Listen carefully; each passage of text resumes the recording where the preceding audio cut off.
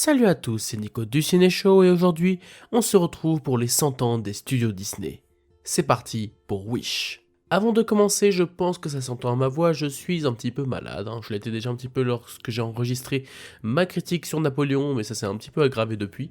Je suis en train de m'en remettre dans tous les cas, je m'excuse si jamais la voix est un peu différente de d'habitude. Alors Wish, Achat et la bonne étoile en français, est le 62e classique Disney, si je ne dis pas de bêtises, il me semble avoir trouvé ce chiffre-là, et il existe en plus pour célébrer les 100 ans du studio Disney, quelque chose qui est assez important, on est d'accord, puisque c'est quand même l'un des plus grands studios de l'histoire du cinéma, notamment du cinéma d'animation, donc forcément ça se fait. Et pour fêter ses 100 ans, Disney a annoncé ce film Wish, qui allait tourner autour des vœux, des souhaits, des thématiques assez chères à l'enseigne, et on comprend du coup pourquoi ils ont voulu raconter cette histoire pour célébrer les 100 ans. Les premières bandes annonces m'avaient personnellement un petit peu refroidi dans le style d'animation notamment qui était un peu spécial, qui avait l'air de tenter de copier ce qui se faisait récemment avec Into the Spider-Verse ou le Chapeauté, mais dans un style un peu cel shading étrange, un peu spécial, mais même le film en lui-même n'avait pas l'air non plus extraordinaire, n'empêche que je restais plutôt ouvert à être, j'espérais être surpris tout simplement, en bien. Et donc, avant de parler du film en lui-même, il y a aussi le court-métrage. Il était une fois un studio que je n'avais pas encore vu et qu'ils ont diffusé juste avant la diffusion de Wish, donc j'ai pu le découvrir. Et je vais vous donner rapidement mon avis sur ce court-métrage que j'ai trouvé plutôt bon, qui est une sorte de petit cadeau aux fans de Disney qui permet de recroiser presque, pas tous, mais en tout cas la grande majorité des personnages qui ont marqué l'histoire du studio. Et il y a du coup un mélange entre l'animation 3D, l'animation 2D, incrusté dans un décor réel. Il y a, à ce niveau-là, je trouve un plutôt beau travail en termes d'animation.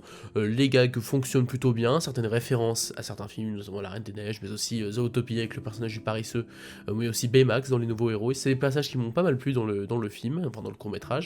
Et voilà, il y a une bonne ambiance. C'est un petit court-métrage qui n'est pas absolument mémorable, mais qui, je trouve, est assez efficace dans ce que ça veut raconter. Il faut avouer que ça doit être encore plus touchant quand on est fan du studio, ce qui n'est pas forcément mon cas. J'aime bien le studio, mais c'est pas non plus, c'est pas comme Pixar de mon côté. Donc oui, c'est un plutôt bon court-métrage que je vous invite à regarder si vous l'avez pas encore vu. Il est disponible sur Disney+. Et donc, qu'est-ce que ça vaut ce fameux Wish que certains qualifiaient déjà de Disney de Wish, parce que bon, les gens sont très très très drôles de manière générale. Et ben au final, le film est sympa, mais tout comme je le pensais, c'est pas forcément mémorable. En soi, le film est tout à fait agréable à regarder, il y a beaucoup de points positifs qui font que j'ai tout de même passé un très bon moment, mais il y a aussi d'autres points que j'ai trouvé un peu sous-exploités, parfois un petit peu ratés, ou un peu feignants par moments. J'ai trouvé que ça allait pas jusqu'au bout en fait, sur pas mal d'aspects, ce qui m'a un petit peu déçu, mais on va en parler dès maintenant. Tout d'abord, je vais commencer par l'animation, une manière générale, la direction artistique, que j'ai trouvée assez moyenne en vérité. C'est-à-dire que, notamment l'animation, pour commencer, je trouve que le côté aspect 2D, mais avec quand même une façon de travailler qui ressemble clairement à de la 3D, je trouve que le mélange ne fonctionne pas super bien. En tout cas, ça reste pas moche pour autant, ce n'est pas moche pour autant, ça reste un film qui est plutôt agréable visuellement, c'est juste que quand on sait que le film a coûté 200 millions de dollars, on peut se poser des questions tout de même sur l'aspect du film qui certes n'est pas horrible du tout, ça se regarde tout à fait, il y a même certains beaux plans, mais t'as l'impression que l'animation a un peu vieilli alors que le film est sorti en 2023, et alors qu'il aurait suffi juste de faire de la 2D, tout simplement, de la 2D pure et dure, ou de la 3D, mais c'est vrai que le mélange des deux, de cette façon, t'as vraiment l'impression qu'ils ont fait le film en 3D et qu'ils ont rajouté une couche de texture en 2D, ça fait que contrairement au film Spider-Verse et le Chapeauté qui eux semblaient clairement, ça se voit à l'image, pensés de base avec ce mélange 2D 3D, là peut-être que c'était le cas, mais en tout cas on le ressent pas, ce qui est assez dommage. Mais au-delà de ça, c'est pas que l'animation le problème, je trouve que de manière générale la direction artistique fait très déjà vu. Ce sera un peu le cas aussi de l'histoire, on aura l'occasion d'en reparler, mais il y a beaucoup de décors, tout ce qui est autour du château, du village, les petites maisons, la forêt, les personnages, en fait il n'y a rien de vraiment différent par rapport à d'habitude. Les quelques petits éléments qui sortent un peu du lot, ce sont à la limite le personnage de Star, qui est la petite étoile qui va accompagner Achat, même si là encore c'est un peu déjà vu, je veux dire même cette année on a eu des trucs avec des étoiles, c'est pas nouveau comme concept, mais au moins là ça ressort un petit peu dans son caractère notamment. Mais c'est vrai qu'en termes de décor, j'ai trouvé que c'était assez plat, t'as pas beaucoup de travail, t'as même en termes de mise en scène, de manière générale, j'ai trouvé que le film était assez pauvre. Et c'est vraiment dommage, parce qu'il y a plein de scènes qui, en soi, fonctionnent bien, mais je veux dire, les scènes de comédie musicale sont pas très poussées. Enfin, je veux dire, moi je me rappelle de certains Disney où quand même ça bougeait beaucoup plus, il y avait beaucoup plus de changements de scène, de changements de ton, de changements de décor, et là c'est très très peu le cas, on a très peu d'imagination à ce niveau-là.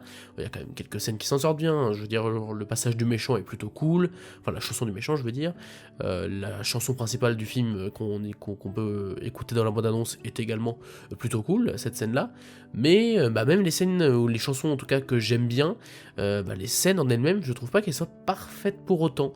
Notamment C'est mon roi, enfin ce n'est plus mon roi, justement, c'est l'inverse. Ce n'est plus mon roi, c'est une très bonne chanson, mais je trouve que la scène en elle-même manque de punch, parce que la chanson, elle est quand même assez forte dans ce que ça raconte, mais je sais pas, visuellement, il se passe pas... Il manque un petit truc, en fait je pense que c'est le décor tout simplement, parce que le décor durant cette scène est très petit, et je pense que ça aurait été mieux de finir la scène, mais dans les rues en fait, dans les rues avec pourquoi pas d'autres personnes, bref. Il y a un petit problème à ce niveau-là, je trouve, c'est que la direction artistique est un peu pauvre, manque un peu d'ambition, alors que c'est quand même un Disney, quoi, donc ça, c'est un petit peu dommage, non pas qu'il n'y ait pas de mots, qu'il n'y ait pas de bonnes idées, il y a quand même des bonnes idées autour des vœux, des souhaits qui sont dans des formes de sphères, etc. Il y a de bonnes idées, mais il y en a très peu, et de manière générale, je trouve que c'est assez plat. C'est pas mauvais pour autant, mais c'est plat. Et pour ce qui est de l'histoire, ça va être assez similaire, non pas encore une fois que l'histoire est mauvaise, se suit avec plaisir, la personnage principale, Asha, est vraiment excellente, notamment sa doubleuse Océane Demontis, si je ne dis pas de bêtises, qui est vraiment excellente dans ce film, qui non seulement double extrêmement bien, mais en plus chante extrêmement bien, peut-être même mieux que la version originale, pour les avoir écoutées en partie, je suis presque un peu plus convaincu par la version française, et le reste du doublage, alors Gérard Darmon, dans La Chèvre, j'avoue que, bon, de toute façon, le personnage de La Chèvre en lui-même ne sert pas à grand chose, mais en dehors de quelques personnages qui ressortent bien et qui sont plutôt bons, comme bien sûr le méchant King Magnifico que j'ai trouvé plutôt bon, en fait, les autres personnages, notamment les amis d'Asha, je les ai déjà oubliés en fait. Ils sont interchangeables, t'as l'impression que c'est des personnes, les personnages type d'amis de Disney. Genre vraiment, je crois qu'il y avait un peu le même délire dans je sais plus quel film, mais il y a plein de Disney où ils essaient un peu de faire des amis un peu artificiels, je trouve, un peu superficiels. Et dans ce film, ça ne marche pas super bien. En tout cas, à mon goût, j'aurais préféré qu'il n'y ait pas ces personnages. Je pense que ça n'aurait pas forcément été très dérangeant. On aurait pu utiliser d'une autre façon ces personnages, ou même les retirer, je pense que ça n'aurait pas forcément posé problème. Et en fait, le reste de l'histoire, pareil, l'histoire se suit bien, mais les thématiques sont un peu déjà vues, tout ce qui est histoire de souhait, histoire d'un roi ou d'une personnalité un peu importante qui doit se faire destituer, etc. Bon, ceci dit, la façon dont le roi gère son royaume, c'est un petit peu différent d'habitude, il y a un peu une allégorie claire et nette du capitalisme, hein. Je pense que c'est pas le truc le plus subtil qu'on ait dans le film, mais justement c'est intéressant de voir comment ils exploitent ça de cette façon. Bon, certains diront que c'est un petit peu ironique que Disney fasse une critique du capitalisme. Ils n'ont pas forcément tort, mais bon, ça reste un film pour les enfants avant tout, et il faut que ce soit une petite grille de lecture pour les adultes, pour qu'ils ne puissent pas s'ennuyer, et en soi ça reste assez intéressant de le faire de cette façon, même si ça va pas hyper loin, comme je le dis depuis le début. Et il n'y a pas vraiment de surprise, c'est surtout ça le problème, c'est qu'il n'y a pas de scène où j'ai été vraiment surpris par le déroulement de l'intrigue. Tu sais déjà comment le film va se finir, tu sais déjà, quand tu vois ce personnage, tu sais déjà comment il va finir, tu sais déjà quel parcours il va avoir, et ça fait que même si le film se suit bien, t'es pas surpris, t'es pas forcément galvanisé, j'ai pas trouvé ça en tout cas j'ai pas trouvé ça très palpitant. Je me suis un peu ennuyé même par moments, et c'est rare quand même devant un Disney d'avoir ça, mais je sais pas, l'intrigue est un peu paresseuse par moments, ce qui fait que t'es pas 100% investi dedans, même si encore une fois, le film marche plutôt bien en soi, les personnages restent corrects, les scènes s'enchaînent de manière assez fluide, c'est juste que l'histoire est peu marquante. Pour ce qui est du doublage français, Océane Demontis est vraiment excellente, comme je l'ai dit juste avant, mais le reste du casting, si c'est bien sûr des acteurs et actrices qui proviennent du doublage, ils sont plutôt bons. Par contre, pour certains star talent, comme on dit, je suis moins convaincu. Alors, j'ai bien aimé Isabella Gianni dans le rôle de la reine, qui est plutôt excellente également. Enfin, excellente, en tout cas, elle se débrouille très bien dans ce rôle. Lambert Wilson également en doublage, et je précise bien en doublage, est très bon. Enfin, moi j'ai aimé la façon dont il a interprété son personnage, qui diffère un peu de la VO, mais ça m'a pas forcément dérangé pour le coup, de ce que j'en ai vu. Et par contre, Gérard Darmon, j'ai été moins convaincu. Déjà que le personnage de la chèvre est pas forcément le personnage le plus utile, même s'il est plutôt drôle, je dois l'avouer qu'il m'a fait rire à plusieurs reprises. La voix de Gérard Darmon ne colle pas des masses avec ça. Enfin, j'avoue que je préférais beaucoup plus la voix du trailer. En fait, c'était un vrai comédien de doublage, donc forcément, ça fonctionnait mieux. Là, j'avoue que là, j'entendais trop Gérard Darmon pour que je voie la chèvre, en fait. C'est Gérard Darmon a une voix trop reconnaissable. Mais sinon, le reste du doublage est plutôt bon. Là où, par contre, je vais avoir quelques bémols, c'est sur les chansons. Alors, les chansons, il y en a quelques-unes qui sont cool, qui sont vraiment très bien. Et la chanson la plus connue qui est dans la bande-annonce, Moi je fais le vœu, qui est chantée par Océane Demontis, et c'est, je pense, la meilleure du film. On a aussi une chanson, la chanson du méchant, mais j'en parlerai juste après, qui est plutôt bonne. Et on a la chanson Ce n'est plus mon roi, qui est, je pense, là aussi l'une des meilleures chansons du film, qui manque un peu d'ampleur dans sa mise en scène, mais qui, en tout cas, la musique en elle-même est plutôt impactante et marche plutôt bien. Par contre, la musique du méchant, alors là, en soi, je comprends les gens qui ne l'aiment pas juste pour son principe, hein, où il y a un côté un peu pop qui diffère un peu des chansons assez menaçantes de méchants comme Scar par exemple dans Le Roi Lion. Mais personnellement, j'aime bien au contraire le fait que cette chanson sonne un peu comme oui, justement comme de la pop, hein, comme certains l'ont dit. Moi, je trouve que ça colle bien avec cette idée que le roi cherche un peu à se faire valoir, même dans ses moments les plus sombres. Et d'ailleurs, le seul moment où il commence à vriller un peu dans la chanson, c'est plus de la pop, hein, ça devient carrément un truc chanté, enfin théâtral, ce que je veux dire. En fait, l'aspect pop me dérange pas, ça colle avec l'idée un peu, le gars il veut se mettre en scène, il veut faire le beau, etc. Donc moi ça va pas forcément déranger, même si je comprends pourquoi. Moi ce qui m'a surtout dérangé, c'est Lambert Wilson qui sait chanter, mais ils ont mis de l'autotune. Et j'avoue que je ne comprends pas pourquoi vous avez mis de l'autotune. Surtout, n'hésitez pas à écouter la version audio de ce Voilà ma récompense, qui est disponible sur YouTube, et vous verrez que Lambert Wilson a plein d'autotune. Mais c'est audible à 100%.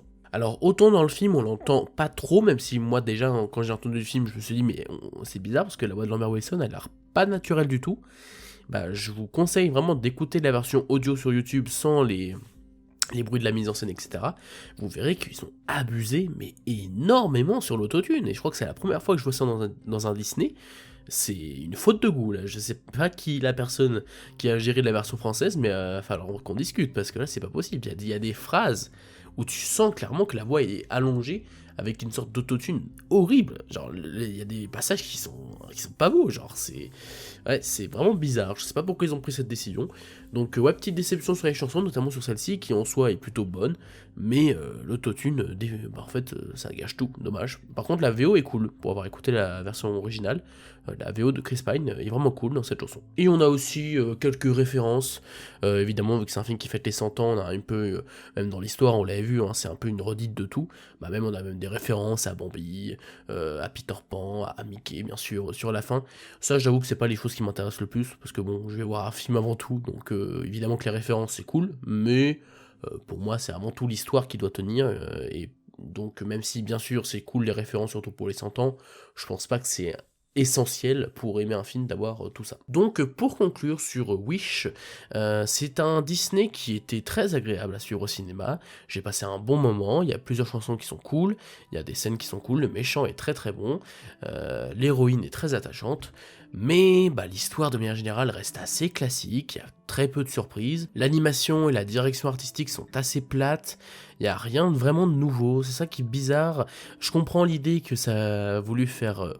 qu'ils aient voulu faire un hommage aux anciens Disney en essayant de faire une histoire un peu type de ce qu'a pu faire Disney, mais du coup on dirait une sorte de melting pot de tout ce qu'a fait Disney, mais du coup ça a aucune personnalité, enfin aucune, j'exagère un peu, mais dans le sens où, à force de vouloir piocher dans toutes les histoires que Disney a pu faire pour faire une sorte de film somme, un peu de Disney, même si j'aime pas ce terme somme, mais dans tous les cas un film qui résume tout ce qu'est Disney, ça fait que le film ne possède pas vraiment l'identité la patte d'un auteur, quoi. J'ai pas l'impression qu'il y a quelqu'un derrière qui a voulu vraiment me raconter quelque chose de précis, en tout cas qui lui tenait vraiment à cœur. C'est juste pour ça que je suis un peu déçu, parce que même Encanto, par exemple, que je n'ai pas non plus adoré, je trouvais qu'il y avait quand même une vraie patte, il y avait un truc qui ressortait, il y avait vraiment quelque chose qui ressortait. Bon, Avalonia, j'en parle même pas, c'était pas fifou, même si j'ai pas détesté, j'ai pas trouvé ça très bien non plus. Donc Wish, c'est pas forcément décevant, c'est juste Bah, c'est juste sympa, mais c'est un mouais plus en fait. Moi je crois que sur Sens Critique j'ai dû mettre 6 sur 10. À la limite je pourrais mettre 7 mais pas beaucoup plus. Enfin vraiment c'est juste un film qui se regarde pour les vacances de Noël, pourquoi pas. Si vous êtes parent et que vous voulez emmener des enfants, pourquoi pas. Je pense que ça peut faire tout à fait le café. Après, honnêtement, je suis pas sûr que ce soit l'un des Disney les plus marquants qu'on ait eu. Je pense même que c'est l'un des moins marquants qu'on ait eu ces dernières années. Bon, ceci dit, il y a eu pas mal de films pas trop marquants, et Ralph 2.0 aussi. Donc j'exagère peut-être un peu. Dans tous les cas, j'ai bien aimé, mais on aurait pu faire, je pense, beaucoup plus intéressant, surtout pour les 100 ans. Je pense que Disney aurait pu nous offrir un meilleur cadeau. Voilà, c'est la fin de cette vidéo, j'espère qu'elle vous a plu, n'hésitez pas à donner votre avis sur le film dans les commentaires, et n'hésitez pas également à vous abonner, à liker et à partager la vidéo. Quant à moi, je vous dis à la prochaine pour parler de cinéma, mais en attendant, c'était Nico du Ciné Show, à bientôt.